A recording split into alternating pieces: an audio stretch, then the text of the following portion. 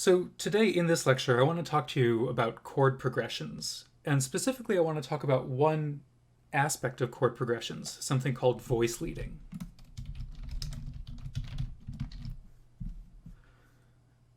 I'm going to define what voice leading is in just a second, but I think first it's going to be good to just start with an example. So I want to talk about composing a simple chord progression. Let's say we're in the key of C major. I want to think about composing a chord progression that goes 1, 4. So if you aren't familiar with Roman numerals, that basically just means going from C major as a chord to F major as a chord. So what goes into composing this chord progression aside from figuring out the notes that I need? And in this chord progression, for C major, I need the notes C, E, and G. And in F major, I need the notes F, A, and C. So what do I have to figure out to compose this progression besides just listing and playing those notes? By the way, for today, we're only going to be talking about triads, not seventh chords or anything fancy like that. I'm also going to follow a really simple system for how I write chord progressions. First of all, I'm only going to write things in root position, which means that my lowest note in every chord will be the root copied over from the Roman numeral. So for example, if I want to compose a C major chord, I'm going to put C as the lowest note. And if I want to compose an F major chord, I'm going to put F as the lowest note. After that, I'm just going to ignore the bass notes completely and pay attention only to what's going on above the bass. Second inversion, not today, friend. Unless I made a mistake here. Hopefully that looks good. Yeah, I've got C right here, F right here. Notice that down here I'm writing things in bass clef.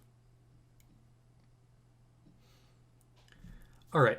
So for every chord, after I write the bass notes, the next thing that I'm going to do is I want a complete voicing of the chord above that. So I want a copy of the root, third, and fifth for every chord.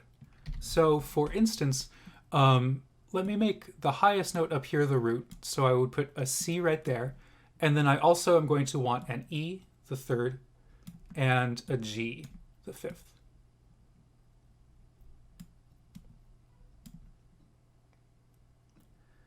All right, so I'm always going to follow these two rules. Put it in root position and then give a whole copy of the chord above that. Now, this oversimplifies things a lot compared to actual music. And if you've taken a theory class before where you learned about things like parallel fifths, resolving sevenths, harmonic function, and all that, I'm ignoring all of those today, just purely talking about voice leading, connections between chords, without worrying about all sorts of other things. So here I still need to build my 4 chord, F major. The simplest thing to do would just be to copy and paste. So take all of this and transpose it up from C all the way up to F, like so. And this note right here, that's the fifth of the chord, so that should be a C. I need a ledger line for that.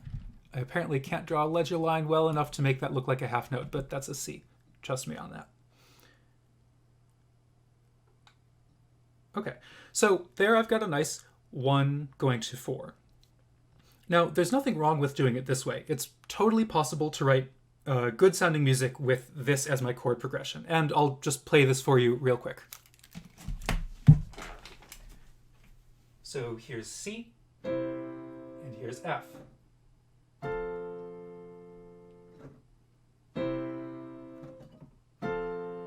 One to 4.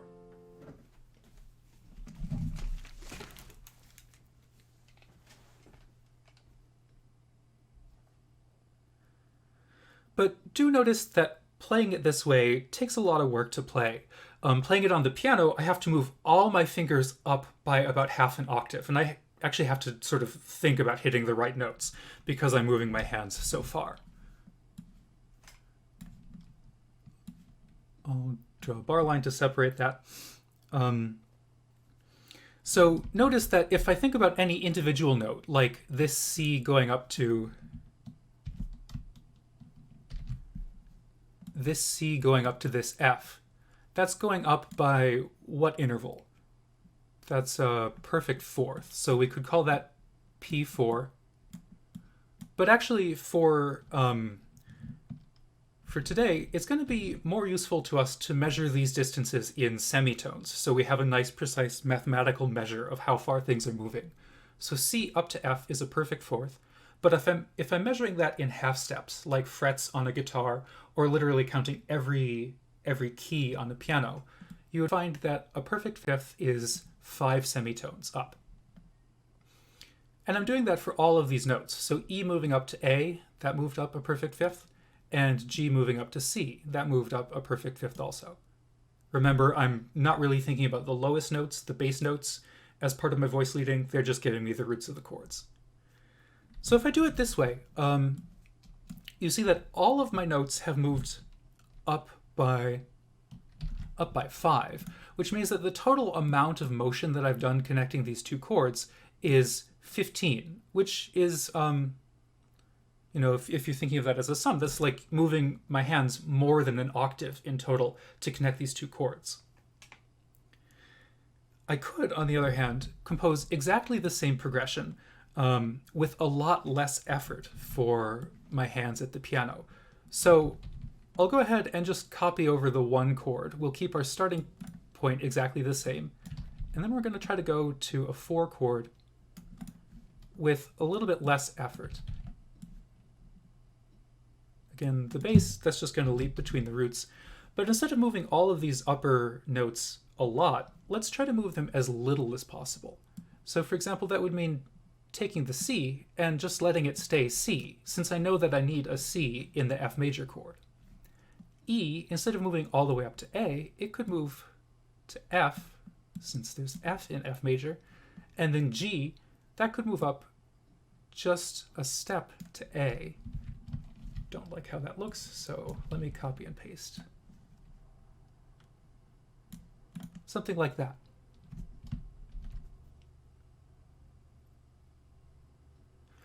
This time, having done it this way, look how little I have to move my individual fingers or notes while I play this chord progression. The C didn't move at all, so that's a motion of 0.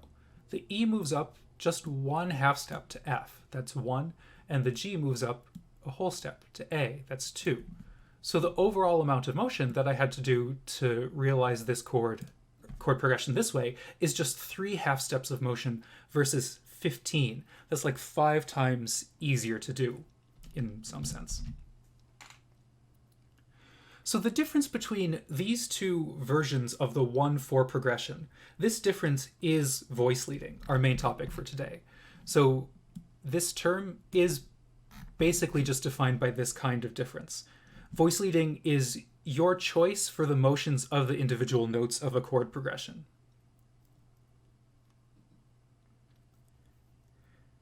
Now, when I'm writing a chord progression, just 2 chords in a row like this, there are actually a lot of different possible voice leadings. If you think about it a little bit abstractly, every chord progression is going to have a root,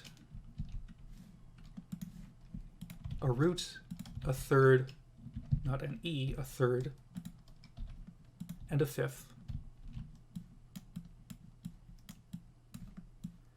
So imagine that this is just my root third and fifth of my first chord, and I want to connect that to the root third and fifth of a second chord. Now, there are a whole bunch of different ways that you could make that connection. On the one hand, you could make the root of the first chord go to the root of the second chord, the third of the first chord go to the third of the second chord, and the fifth go like that. So, for instance, that's basically what we did when we wrote a 1 chord going to a 4 chord, going to a 4 chord. In the first version, this is basically what we did up here. I had the root go to the root, the third go to the third, and the fifth go to the fifth. So that was one possibility. Another possibility, let's think about what we did in the second version. Here I had the root of C major, C, stay C, but when it stayed C, it became the fifth of the new chord. So in other words, what we did was we had the root become the fifth. And then we had the third, E, become F, the root of the new chord. So we had the third become the root. And then presumably that means we had the fifth of the first chord become the third of the second chord. So you can see that there are going to be a whole bunch of different ways of cross-connecting the different members of each chord. In fact, if you think about it mathematically, I'm going to have a very squiggly line. I'm going to have three different options for where the root goes. The root could go to the fifth, the third, or it could stay the root. And once I've picked that, I'm going to have two options for the third. So if the root stays the root, the third could then go to the third or the fifth. And then the fifth is going to have only one option left. So in the end, this means that for three-note chords, I'm going to have three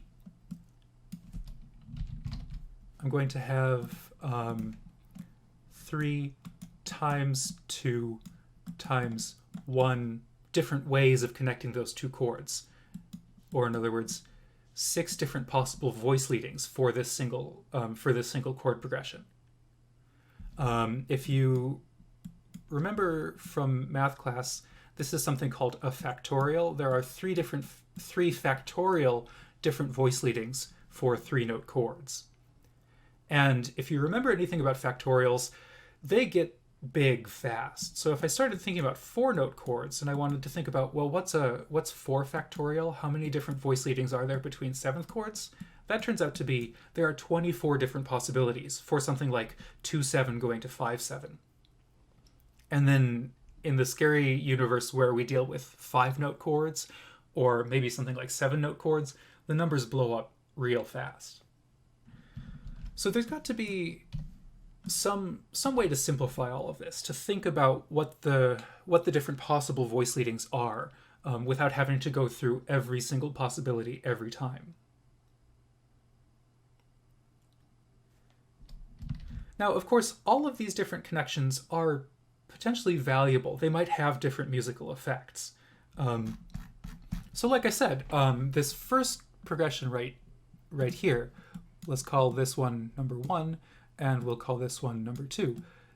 These are both good possible ways of doing 1 to 4, but they have really different effects. I would say that number 1 takes a lot of work. Maybe from a listener's perspective, it's a little bit disjointed, or maybe you might say like energetic, hyperactive, whereas number 2 takes a lot less work from a player's perspective, and from a listener's perspective, it feels more smooth, more connected, maybe a little bit lazier. Let's hear how they sound. So here's option number 1, the one that I think might be described as disjointed or hyperactive.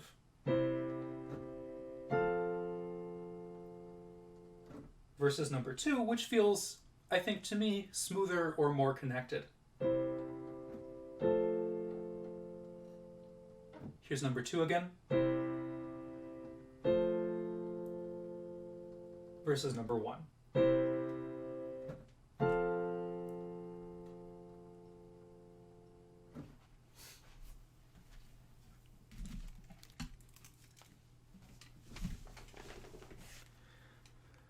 Now for today, what I'm really interested in is figuring out how do I find the laziest possible voice leading for 2 different chords. That is, how do I find something which, like chord progression number 2 right here, makes me move the individual notes as little as possible.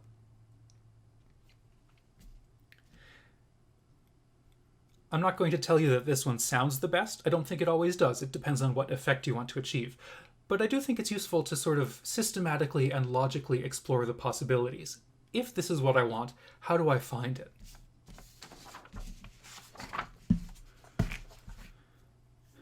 So that really sets up the big question for today.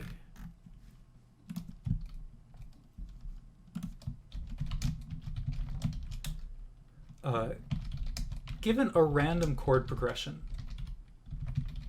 how do I find the laziest possible voice leading between the two chords?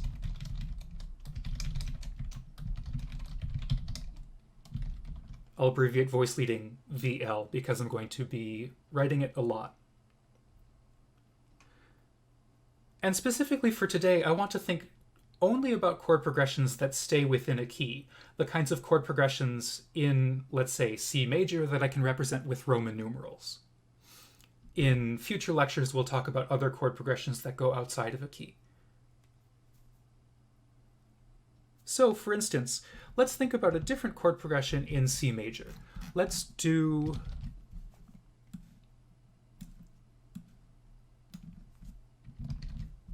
think about doing 1 going to 3.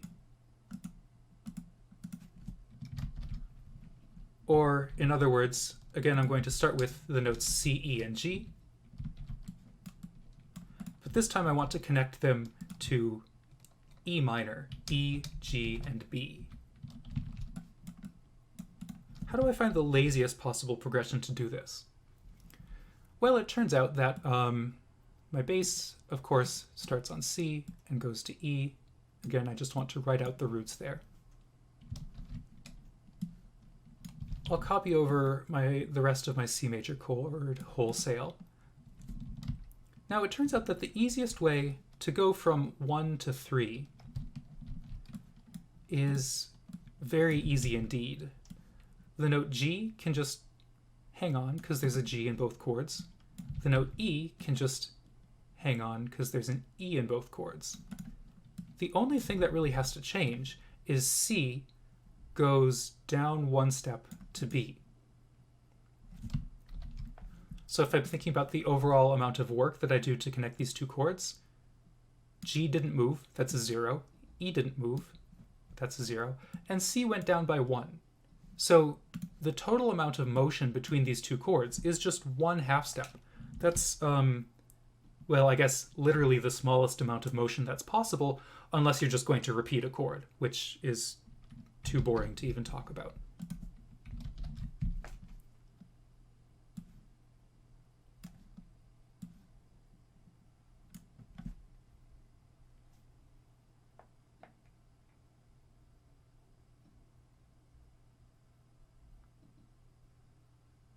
So think about this, try this out for yourself. Let's think about another chord progression, still in C major, and see if you can figure out the laziest possible voice leading between those two chords.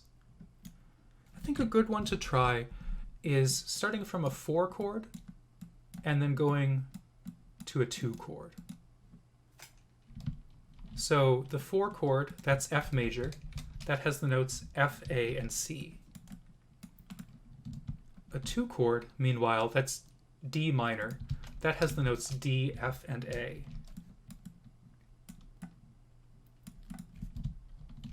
As always, the lowest notes, we'll just write those out. So F major has F as the root, D minor has D as the root. So I'm going to pause here for a couple of minutes and let you think about what's the easiest or laziest way of making a connection between these two chords?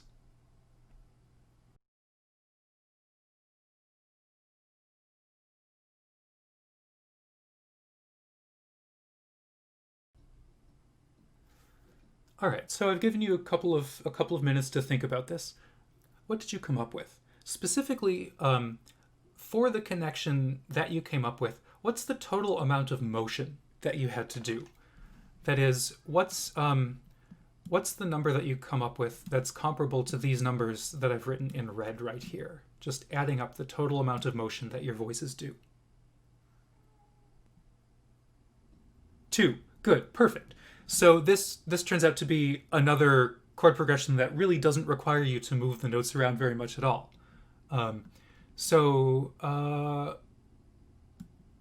Let's see. For my F major chord, I'll write it this way. There are lots of different ways that you might have written this chord. but you'll see that I have the notes F, A, and C. You might have put them in a different order, but it's going to be the same voice leading modulo those permutations. So what do I have to do to connect it from F major to D minor? Well, the A can stay the same. The F can stay the same. The only thing that needs to change is C goes up by step to D. So we have a motion of 0, a motion of 0, and a motion of 2 for a total amount of motion of 2. Which, again, in the grand scheme of things, that seems pretty good. Maybe even like miraculously good in terms of the amount of work you have to do to connect these two chords. Considering that, as we saw back in our first example, sometimes you have to do, or you end up doing, like 15 half steps of motion just to connect two chords. So 2 seems almost as little as you can do. Second least amount of motion in the world.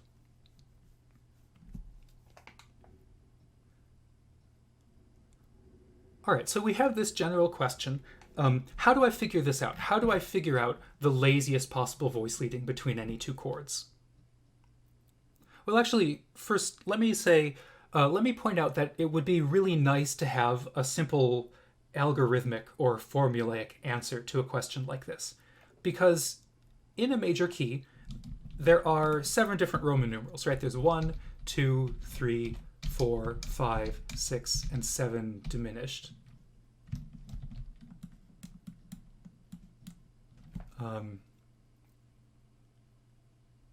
And if I start on any one of those, there are 6 other chords that it could go to.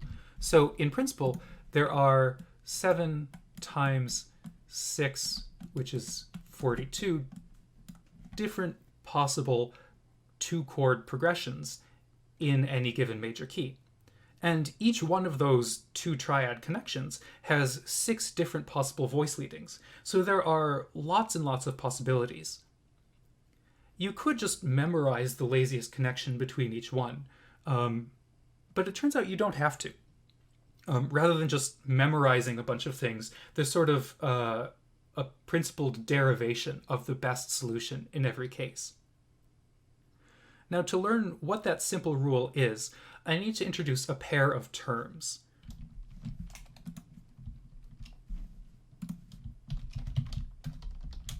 Those are upshift and downshift. These are 2 different types of voice leadings. We'll talk about upshift voice leadings and downshift voice leadings. Now, upshift means this. As you go from chord to chord, move each note up to the closest note in the second chord. If you can move by 0, that is, the note belongs to both chords, do that. Otherwise, move the note up until you land on a new note in the second chord. Never move down.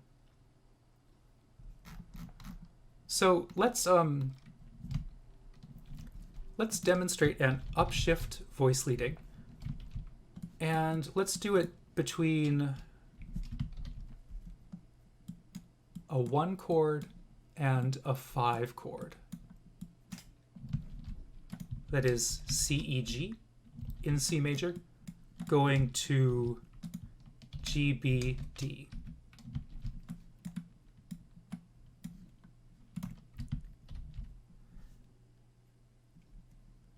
Okay, so the root of C major is C, and the root of G major is G. Notice, by the way, that I'm taking my lowest notes down. That's not breaking the rule for upshifts because, again, we're not really thinking about what the bass is up to. Its only goal in life is to give me the roots of the chords. Upshift is going to apply to the 3 higher notes in each chord. All right, so again, I'll just go back to my first 1 chord, copy and paste these 3 notes. They belong right there. So now let's do an upshift voice leading from 1 to 5. Let's start with this G right here. What's the upshift connection for that G? Well, I know that G is in the 5 chord also, so it can just stay there. That's all I have to do for the G. How about E? E is not in the second chord, so I need to move it up. I could move it up to F, but F isn't in the 5 chord, not the 5 triad anyways, so I need to move it farther. E up to G. Okay? Now, finally, C. Let's do an upshift voice leading for C. It's not in the 5 chord, so it doesn't get to stay the same. Instead, I need to move it up. The closest thing that it can move up to is D. So this would be an example of what we call an upshift voice leading between these two chords. Notice that I don't actually really like the upshift voice leading very well here. Why not?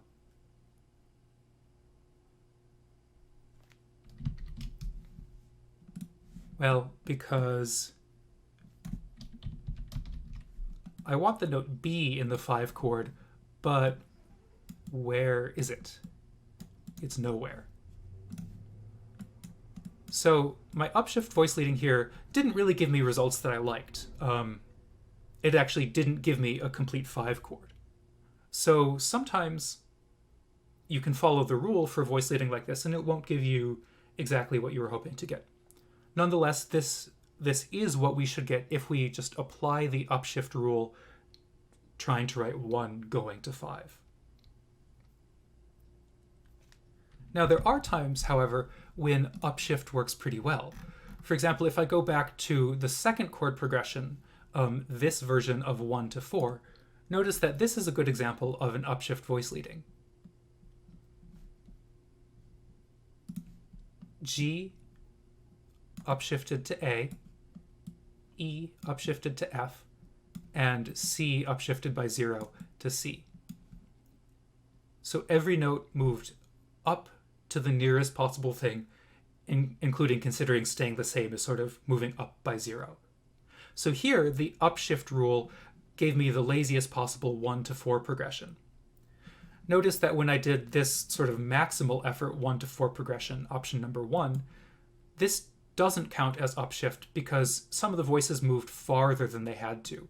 For example, C, the top note moving all the way up to this high F, that does not count as an upshift because it's moving farther than the nearest possible thing, which was just staying the same on C.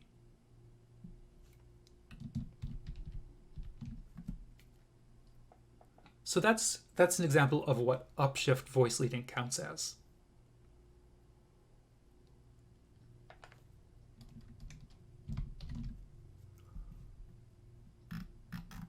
Take a moment and try to do an upshift voice leading for a different progression. Think about doing, I don't know, something simple like 1 to 2. That is C, E, G, going to D, F, A.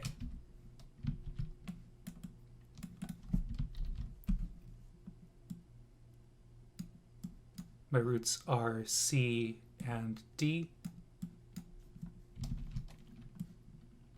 And we might as well just start with the same voicing of the 1 chord like that.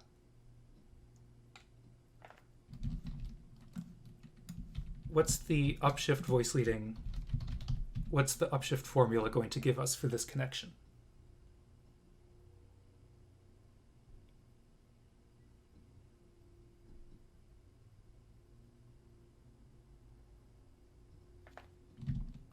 Here, actually, it's pretty simple, right?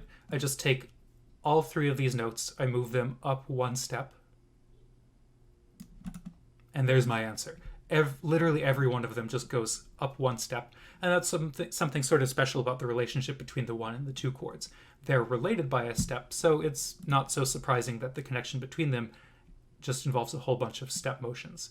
G goes up by 2 to A, E goes up by 1 to F, and C goes up by 2 to D, making for a total motion of 5 when I go from 1 to 2 using upshift like this.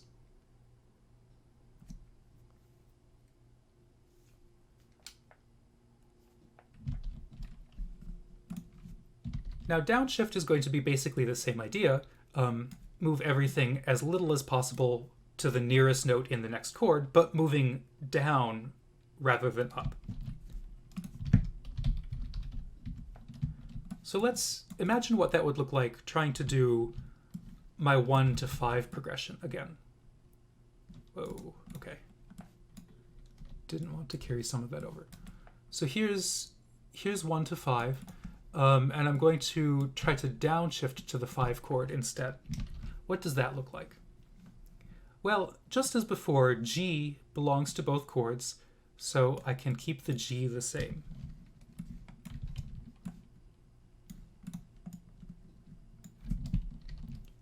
How about E? What's the nearest thing that E can move down to? It can step down to D, and C can step down to B, like this. Here, actually, I'm pretty happy with this connection. Remember that upshift didn't work so well for 1 to 5 before, but downshift works great. C moves down by a half step, E moves down by a whole step, and G stays the same, making for 3 half steps total of motion. And this 5 chord does have all the notes that I want it to have, G, B, and D. So downshift works pretty well, whereas upshift did not. If we think about some of the progressions that we did earlier, when I went 1 to 3 over here, notice that this connection was a downshift. G stays the same, E stays the same, C downshifts to B. If we think about the 4 to 2 progression that I asked you to do for practice, was this an example of either upshift or downshift? What do you think?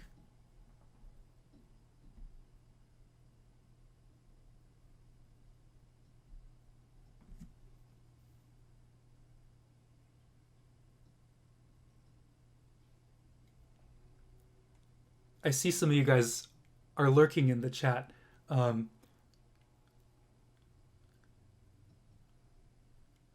So this progression over here, 4 going to 2, does this progression realize either the upshift or the downshift rule? So I guess the answers to this question could be upshift, downshift, or neither.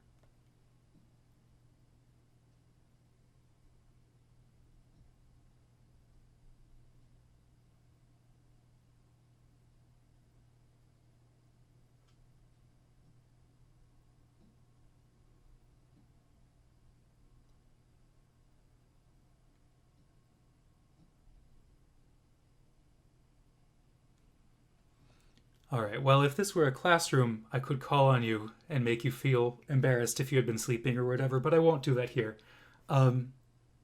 This does turn out to be a good example of an upshift progression. Again, we're not really thinking about the bass, but the upper voices, A stays the same, so that counts as an upshift. F stays the same, that counts as an upshift. And then C goes to D, which, that is moving up, so that's clearly an upshift.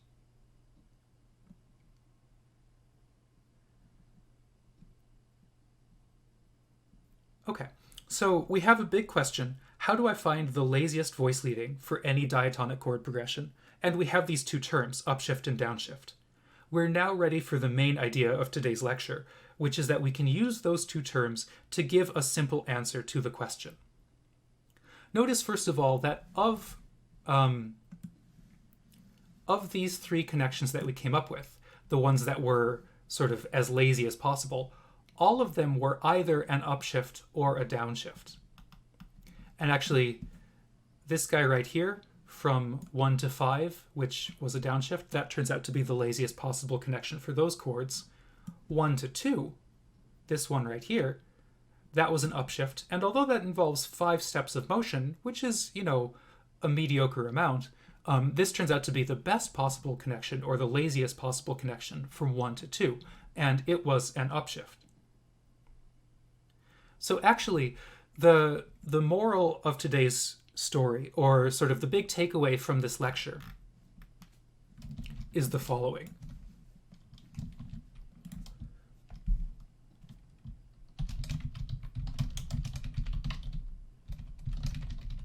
For diatonic chord progressions, that is, chord progressions that stay within a key, the laziest voice leading is always either an upshift or a downshift.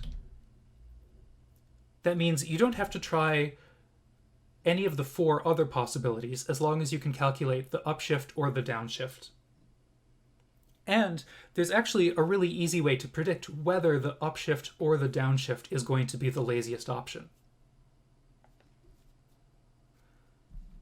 And you can predict whether it's going to be an upshift or a downshift based on the following rule. So downshift, to predict whether you should use a downshift, you're going to look at how the root of the chords moves. And if the root moves up by a 3rd, 5th, or 7th, you want to use a downshift. If the root moves down by a 3rd, 5th, or 7th, you should use the upshift option.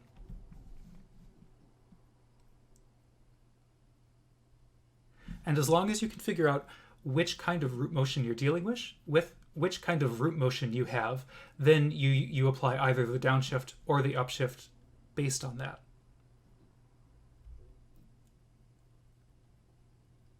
So, for example, let's go back to that 4-2 progression that I had you do earlier.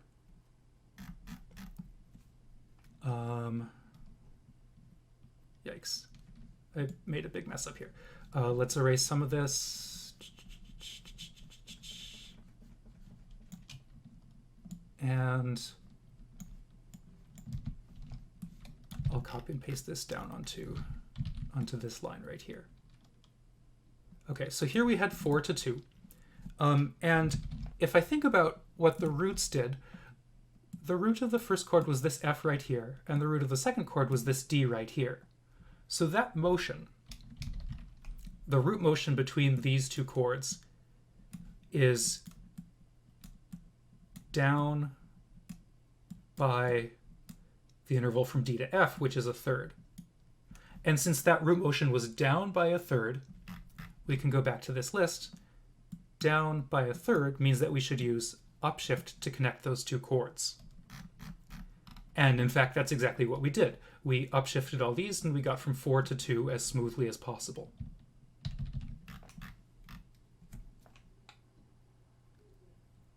Let's apply that to a chord progression that we haven't tried yet. Let's think, for example, about doing something. Let's do 6 going to 5. Or in other words, we have A, C, and E going to G, B, and D.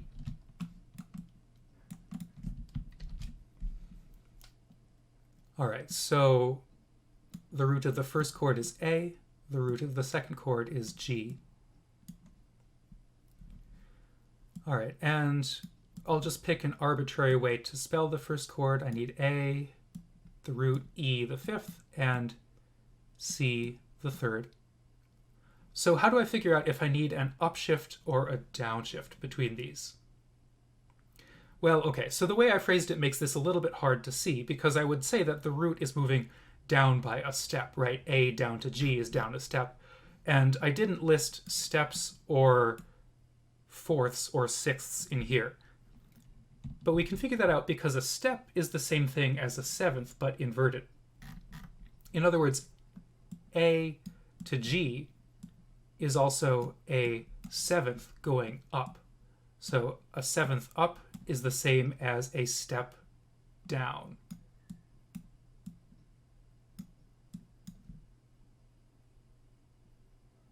So here I have root motion from A to G, which we can think of as being like going up by a 7th.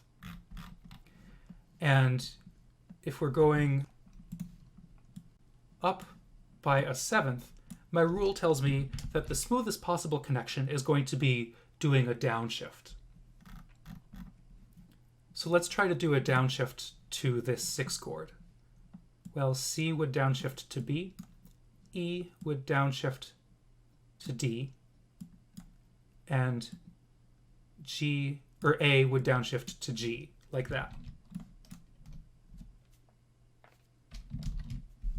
If I think about the amount of motion that I did here, I went down by 2, and down by 1, which is a total motion of 5.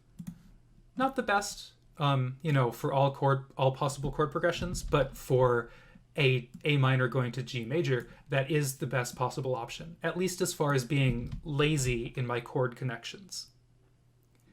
Now, if you've ever taken a classical theory course, this might freak you out a little bit, because I'm doing some things that, for other reasons, are considered bad in classical music. Specifically, I have A going down to G right here, and A going down to G right here. That's something that in classical theory we call parallel octaves, which we try not to do. But we try to avoid that for other reasons. That is to say that in classical theory, we care about more things than just being as lazy as possible. Which, if we only cared about being as lazy as possible, we would all write minimalist music, right? But that's not what we're doing here. Today, I only care about being as lazy as possible with my chord progressions.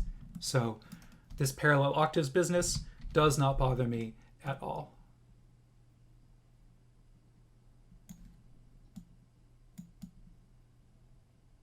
It's going to be kind of hard to erase precisely, so I'll just draw it again.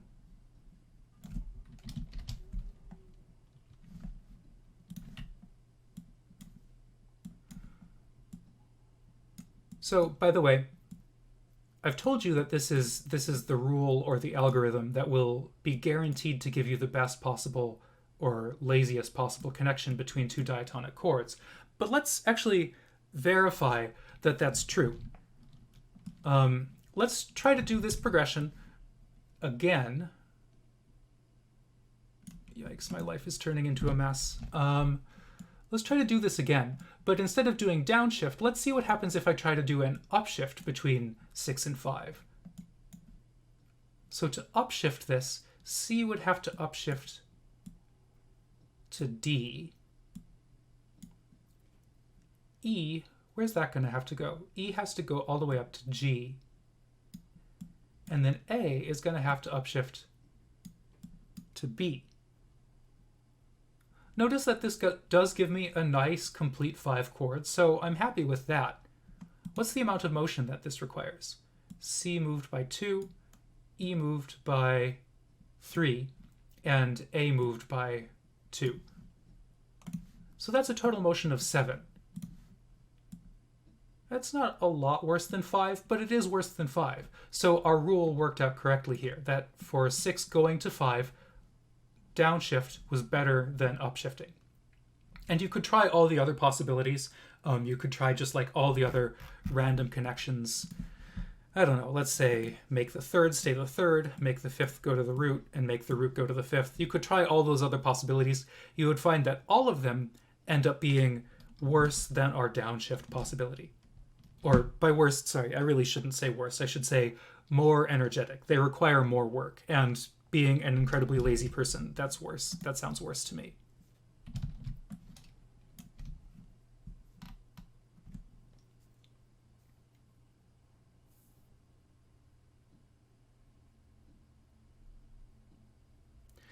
All right, so a question that you might have is, why did I phrase this rule in terms of thirds, fifths, and sevenths, when obviously a seventh is kind of harder to think about than a step? When I was thinking about A going to G, it's much more natural to think about A to G as a step than as a big leap of a seventh up. And the reason for that is I actually find phrasing it this way makes it easier for me to remember what that rule is. Actually, I think it's kind of beautifully simple, because thirds, fifths, and sevenths are the 3 intervals in a 7th chord. And the direction that you shift counterbalances the direction of the root motion. That is, for example, if I think about like a C major 7th chord, right? I have C as the root, a very large root apparently.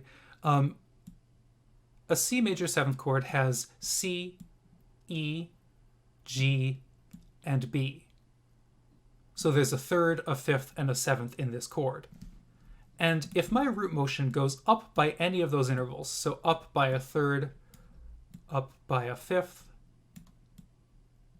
or up by a seventh, which again we can think of C to be as either up 7 or down by a step. If it does any of those, it moves up within the chord, up within this stack of thirds, or up within the 7th chord, then I need to downshift to counterbalance that. On the other hand, if I'm moving from C and I'm going down by any of those intervals, so if I go from a C chord to an A minor chord, to an F major chord, or to a D minor chord, I'm moving down by a third, down by a fifth, or down by a seventh. Any of those, I'm going to want to do a counterbalancing upshift voice leading.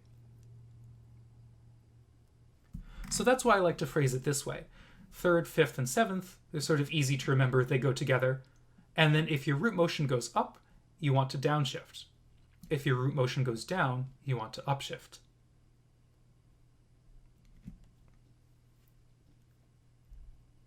And that's really the main takeaway from this lesson. By the way, you can apply this not just to single 2-chord progressions, but you can apply it to 4-chord loops or whatever kind of chord progression you're dealing with. So for example, let's think about being in the key of C major. And let's do a progression like 1, 6, 2, 5, 1. This is kind of an important progression both in classical music and in jazz. Not sure I know a lot of songs that use this in like pop or rock, but I'm sure they exist just because it's so important in other styles. So what's the root motion here? Oops. So I'll start with this high C right here.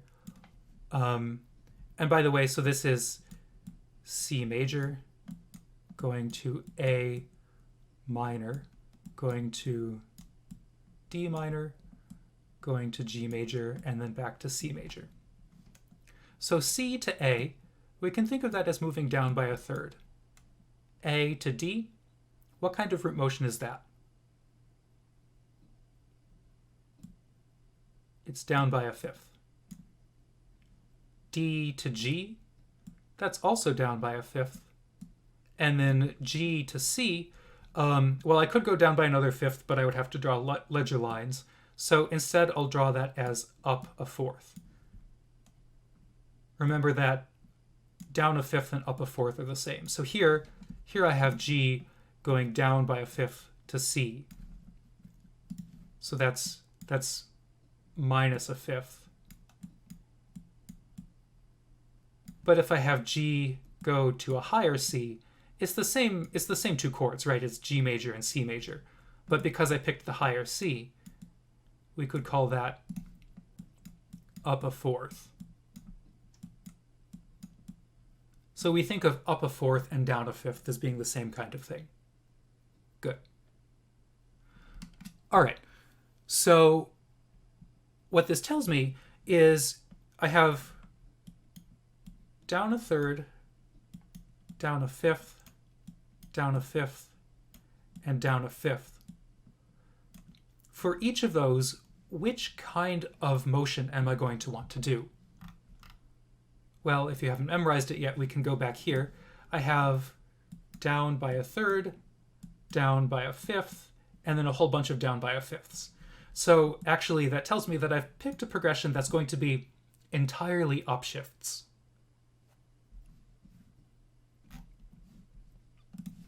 Let's see that in action. So I'll start from this first chord. I'll have another copy of C. That's what I mean by drawing this stem going up. I'll have a third, and I'll have a fifth. And now I can just upshift this chord a whole bunch of times, and I should get the laziest possible way to realize this progression. So how do I upshift C going to an A minor chord? That'll stay the same. E will stay the same, and G will go up by a step. Going from A to D, Well, C has to move, but it only has to go up by a step to get to D. E goes to F, and this time A can stay the same. Going from D minor to G major, this time D can stay the same. F has to go up a step, and A has to go up a step to B. And then finally, to go from G to C, this time D goes up a step,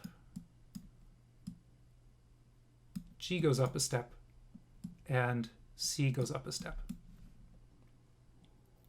Something I find kind of neat about this is the fact that although I start on a C major chord and I end on a C major chord, if I'm being as lazy as possible, the two C major chords aren't voiced the same. I actually sort of have moved all of my upper voices of C up a bunch.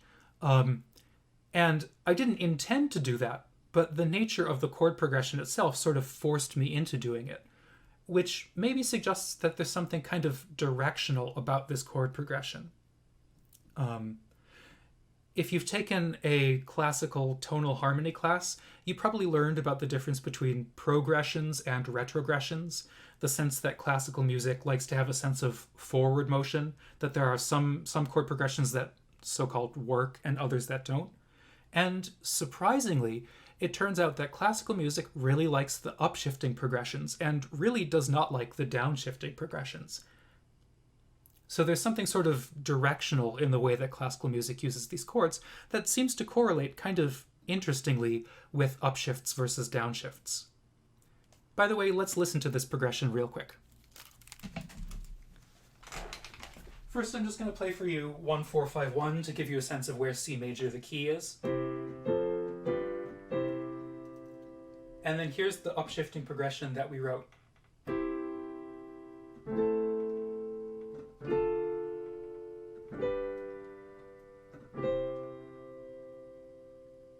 And I think there is something actually very sort of nicely directed about that, especially the way that my top notes go. I especially like the way that the top note lands on C in the end, on the tonic of the whole progression. Oops, that was wrong.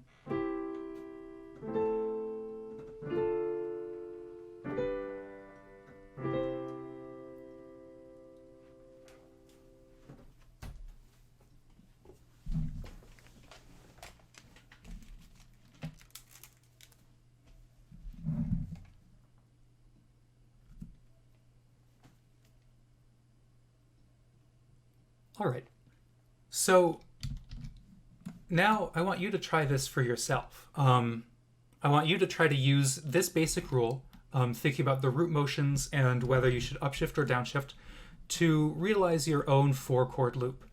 And to sort of make the point that I'm not just cherry picking specific progressions that works, let's generate this randomly. So I've got a statistical computing program called R. Sorry for all this mess. Let's sample all the Roman numerals, and let's pick 4 different Roman numerals and try to realize whatever progression we come up with. 1, 2, 6, 4. Well, 1, 2, and 6 we used before, but in a different order. So yeah, let's say this seems like a pretty good thing to do. Let's do 1, 2, 6, 4. All right, so in other words, in the key of C major, 1, 2, 6, 4, and then back to 1. I can think of no songs off the top of my head that do this. I don't know. Should be interesting. So, by the way, in terms of the notes you need here, we have C major, C, E, G, then D minor, D, F, A, then A minor, A, C, E. Let's shift all this up just a little bit.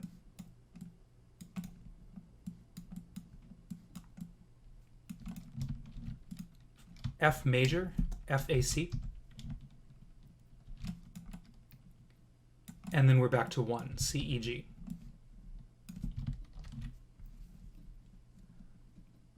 So the bass line, of course, is going to be C, D, A, F, C. And so that we get comparable results, let's all start with this familiar version of the 1 chord. So take a couple minutes and see if you can work this out. How does this chord progression turn out? I think it would be good if you want to try to practice applying this just to pick other chord progressions and see how this goes for you. So you could do something like you could pick really popular chord progressions like 1, 6, 4, 5, 1 or 1, 5, 6, 4, 1. Or if you want some other just truly random things to do, let me generate a couple for you. All right, so there you see a bunch. 3, 2, 5, 1, 5, 1, 3, 4, 1, 2, 6, 3, 2, 1, 6, 4, and so on. So you can come back to the archived video of this and just try doing some of those random ones if you feel like it.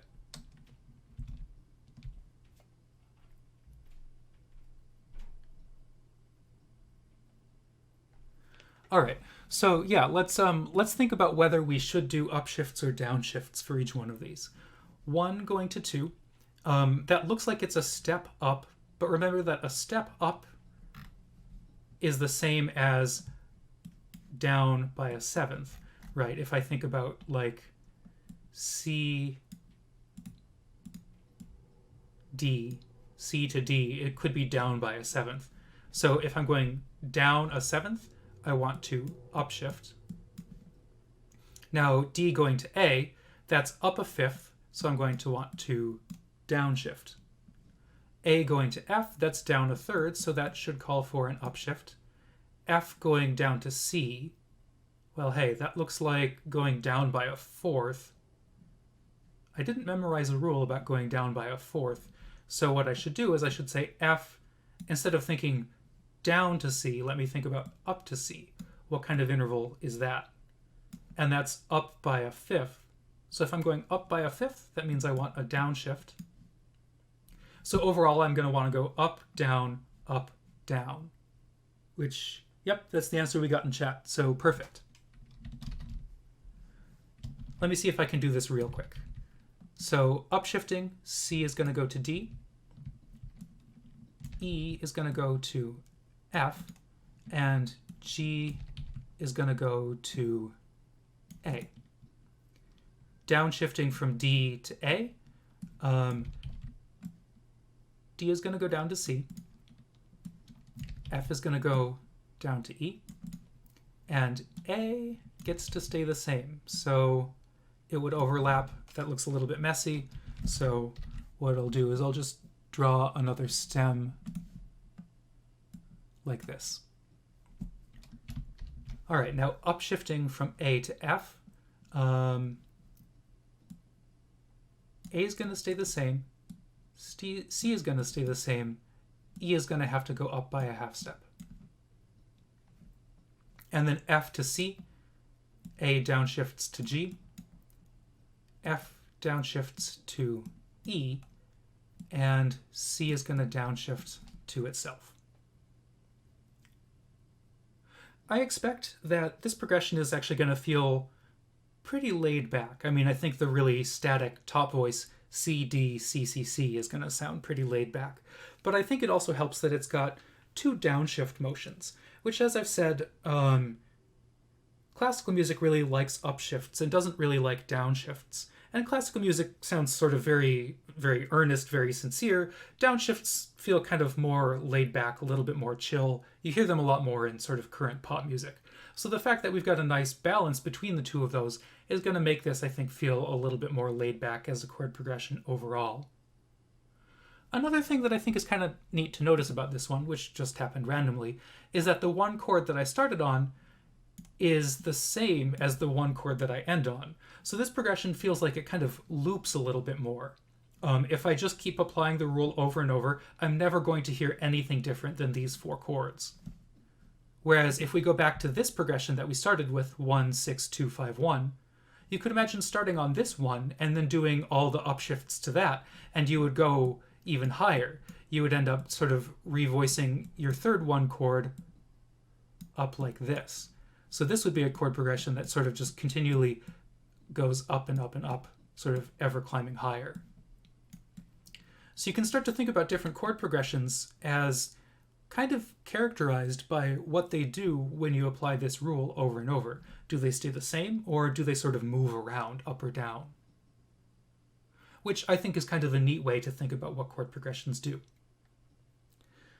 Of course, like I said at the beginning of this lecture, you don't always have to do chord progressions like this. In fact, sometimes it's kind of nice to not do just the strict upshifts or downshifts. For example, going back to one thing I said earlier about classical music is really freaked out by situations like this, where I have C to G, which is a perfect fifth, and then D to A in the same two voices, another perfect fifth. Classical music calls that parallel fifths and tries to avoid those if possible. So here's a place where classical music would have to avoid doing upshifts, or another thing that classical music might do is it might say, well, let's start to throw some inversions in. Let me do a 2-6 chord here. That also would fix the problem. So there are other things that you might consider. You're not locked into doing just upshifts and downshifts, but it's kind of impressive how far these things will take you. That if you remember just this, which, takes a little bit of space to write out, but actually I find pretty easy to memorize, you're guaranteed to find the laziest possible progressions. And, by the way, you're also guaranteed to generate progressions where every chord has all the notes that it needs, right? We could go through here and say, okay, yeah, the 2 chord does have D, F, and A. The 6 chord does have A, C, and E. F has F, A, and C. And 1 has C, E, and G. So all of the chords have all of the notes that they need. It's pretty remarkable that one simple algorithm can give you all of this, basically just following it by rote. And that's really the lesson for today. I should say, before I sign off, that it's kind of miraculous that this works, because it's not always true. If you tried to do this with just any random chords, it wouldn't always work. There's something kind of special about working with major and minor triads within a single key signature. If you tried to do this just with any random chords, it's kind of surprising that it doesn't work.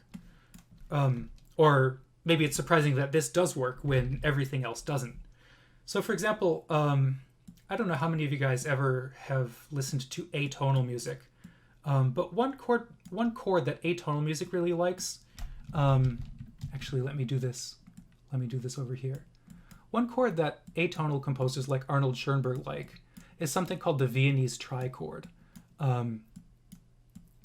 which I'm going to give you sort of a weird way of thinking about it.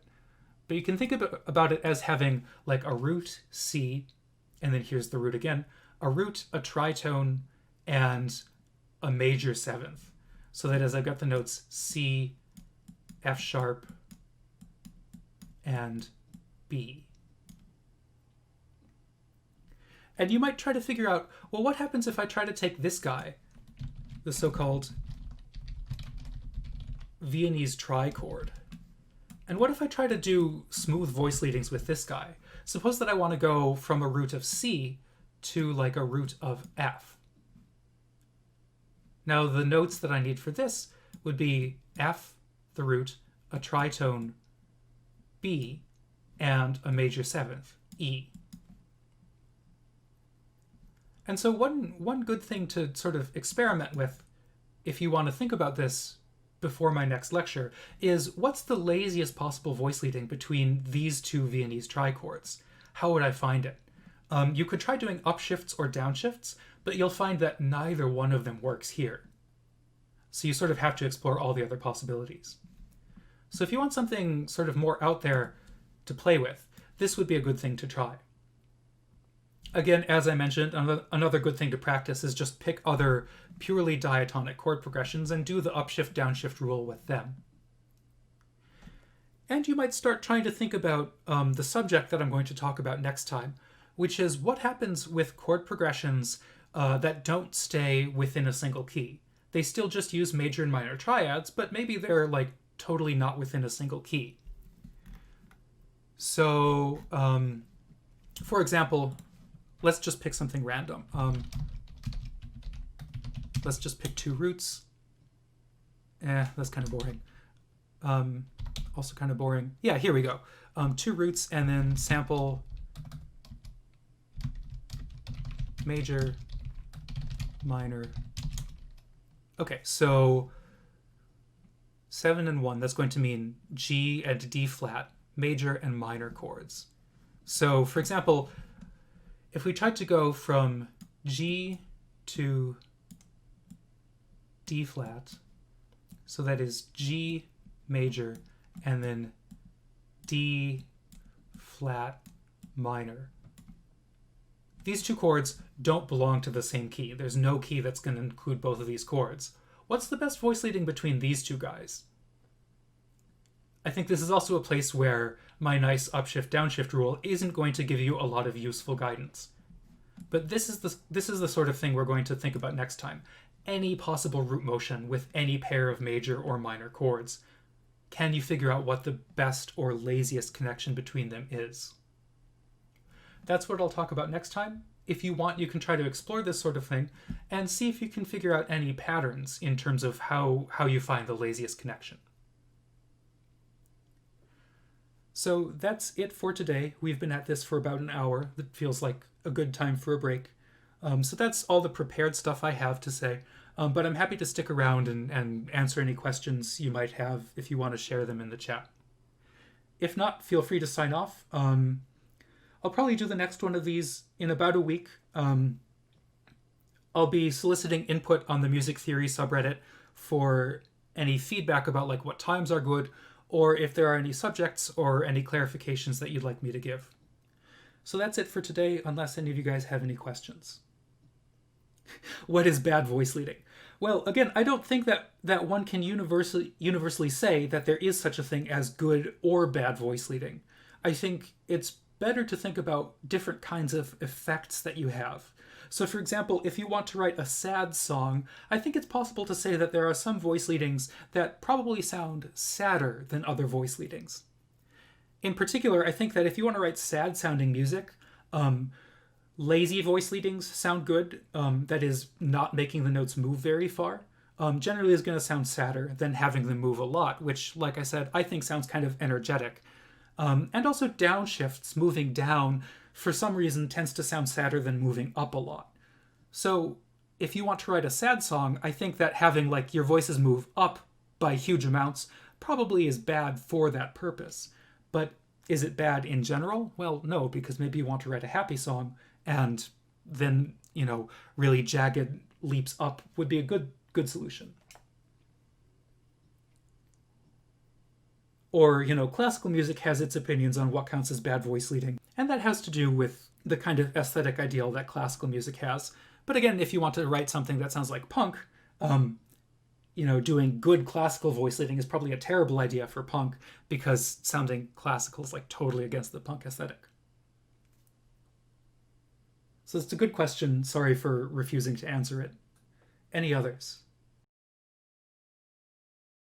All right, well, if you can't think of anything right now, I'll see you in about a week.